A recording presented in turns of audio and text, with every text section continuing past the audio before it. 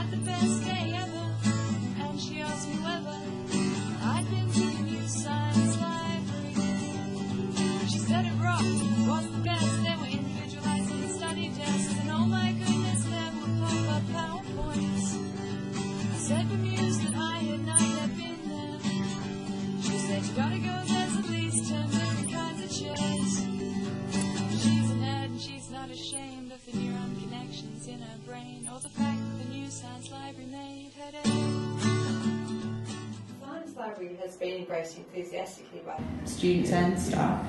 Why do you think it's been such a success? I think it's such a brilliant design, really. I think to have so much informal learning spaces, and to have those informal learning spaces so well thought out for people to interact has meant that students want to go there, and I know a lot of students go to the science library who are not science students. You know, the computers, availability, all of that sort of stuff, the whiteboards that you can write on, the general openness and lightness in the library. You know, it's actually a very friendly space for people to go to, and they can go and talk and learn in groups. And this is, you know, I think particularly important as we move to try and improve the quality of the student experience, and we move students out of being what I call commuter students. They just come for their lectures and their tutorials and then leave the university. What we really want them to do is spend some time on the university, learn from their peers, and work in teams. Just going back to some of the things you've said, how do you think the Science Library compares with other libraries you've seen around the world? I think it's... I had a look at a fair few libraries before, because when we were contemplating the Science Library, and I think it'd have to be as good a library as any of the libraries I've seen anywhere in the world.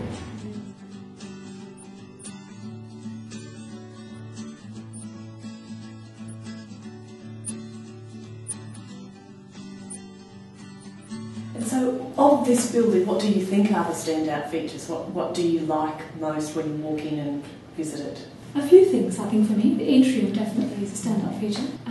The finishes, I think, would be another one. And not so much the furniture, but the quality of the finishes, you know, that sort of thing. And I think I really like the artwork. I'm glad we went through that selection process to pick them. One of the things that I quite like is the vistas as you get out of the lifts. You look through, there are no walls or stacks or anything until you get to the trees at the other end. Yeah, it's a very open library, and we were conscious of keeping the lifts and the toilet block against the roof of Bile, because you don't want to look that way anyway. And everywhere else you've got the vista out. Even the escape stairs are glass. There was a fashion at some stage where libraries didn't need windows and they could go underground because everybody's meant to be concentrating internally. And they forget that you want to rest, you want to see the world and see what's going on. There's tin-solid glass here and unobstructed glass.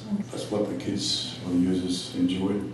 I also think one of the successes of this building is that it's so accessible. It's on the ground floor.